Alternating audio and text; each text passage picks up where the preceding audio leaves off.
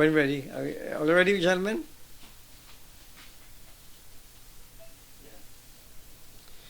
Dr. Rowley, last Monday, Subash Panday, former Member of Parliament, former Leader of Government Business in the House. Last week, Monday, Dr. Rowley demanded that he got paid for the period for which he was suspended from the Parliament. I agree, Dr. Rowley, and I wish to inform him that that is the rule. Those are the standing orders. And if he really doesn't like it, he is in power now, and now is the time to amend those standing orders to ensure that advantage is not taken of people. In May 2015, the motion of censure was passed against Dr. Rowley, in which it was alleged that he was reckless in making statements which is now known as the email scandal. He was suspended according to Standing Order 55-9. He was suspended only from the business of the House. That is, he was banned from entering the Parliament, and as a result, they cut his salary. My view, that standing order, it says, any personal remuneration or allowance to which a member is entitled as a member of the House of Representatives shall cease during the period of suspension. I say that that standing order is harsh and oppressive, in that if you're in the government service and you're suspended, people are suspended with full pay and they do nothing. In the case of Dr. Rowley and other members of Parliament like myself who have been suspended, you're only suspended from the sitting of the House, from the business of the House. You still have to deal with your constituency. You have to deal with your constituency staff. You have to service the concerns of all the constituents, and you work equally hard as when you're in Parliament. And I want to find out why it is when other people are suspended, you get your full salary, or even a part of it, but when you're a member of Parliament, you get nothing at all. I feel that that is unfair. And another thing is, you're in Parliament, and this standing order to expel a man from Parliament, expel a member from Parliament, is really crazy and archaic, because during history, we have never seen a government member of Parliament being suspended. That standing order is made only to deal with the opposition. When the PNM is in opposition, they get in blows. When the UNC in opposition, they get in blows. So it is geared only for opposition. And what it does, it undermines the democracy. Where a government, by a simple majority, could just move a motion and expel a member from the Parliament. As a matter of fact, most of the time, when a member of Parliament is suspended, is when he's doing his work. The opposition is not a part of the executive.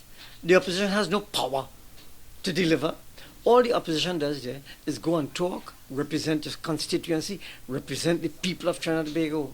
And in that process, when the sitting government doesn't like it, they just move a simple motion and expel you from the House. And history will show that not a single government minister has been suspended while in the government. And that law, that standing order, has to be mad. It's archaic, it's oppressive. It doesn't make sense. It undermines democracy. And I could tell you that I find it strange that when in opposition, the same person will be suspended. On go in government, he's suspending the other person in opposition. This is the comedy of the Parliament. It's a comedy. I myself have been subject to the same nonsense. There was an amendment to the rent restriction ordinance, and I was trying to explain alleged PNM corruption, where there were big families in San Fernando who own a lot of properties were taking advantage of the tenants. And when I tried to expose it, Okasipol, the then speaker, told me, shut up, she doesn't want to hear me. So I said, no. She said, which was the statement? I said, no, I'd like to explain it. She said, no, don't say it. And Parliament is a place we could talk, Next thing is, she asked Valley, who was leader of the government business then, to move a motion to suspend me, just like Rowley, and I was suspended for 1 month. never get any pay, just like him. The whole system is a real pack of joke. People outside the parliament have more freedom to speak. In the parliament, there are so many rules and regulations. It really stifles representation. And I think that Dr. Rowley is in a good position to remedy those effects. You see what happened the way we appoint a speaker. A speaker is a creature of the government. Every time you change the government, you get a new speaker. And he freely loses his work. Because simple majority too, they could fire him, as they did with Oka. So that speaker has an inherent biasness, or bias. They're always in favor of the government. As a matter of fact, and many times, we used to ask our speaker that if he has wax in his right ear, because whenever they pay him doing all kind of the government doing all kind of wickedness, never heard it. But you don't utter a word, you jump in on your neck. So we ask him, it seems as though you have wax in your right ears. And he's go mad. But I feel sorry for speakers because they are at the mercy of the executive. And the time has come when that nonsense has to change. And I am supporting Dr. Rowley and calling for his claim, but informing him at the same time, he could solve the problem now.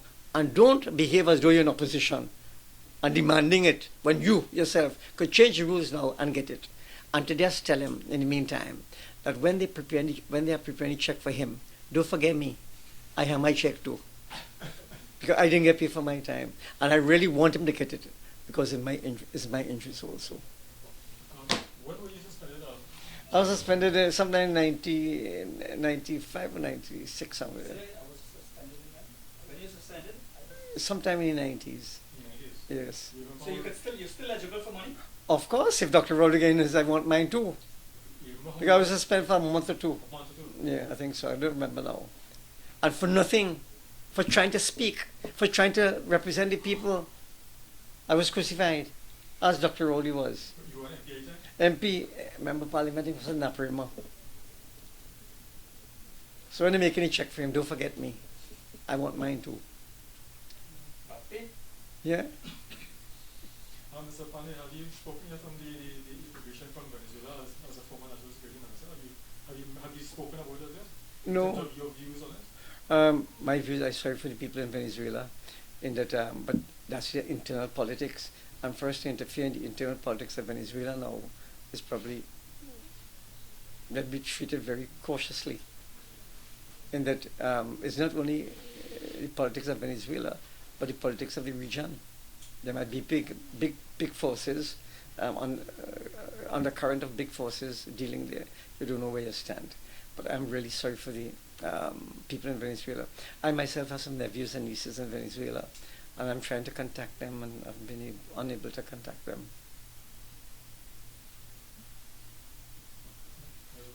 Is it getting involved in the politics of Venezuela, or is it extending a hand to a neighbor? It's nice to extend your hand to a neighbor, but that should be the extent of your involvement. To help them, they're in trouble, help them. But to go and further than that might be interfering in the politics of Venezuela. But you really can't stop them from going across. I mean, No, we could go to Venezuela without a visa. You could go to Venezuela without a visa, and they could come here without a visa. So it's, Hmm?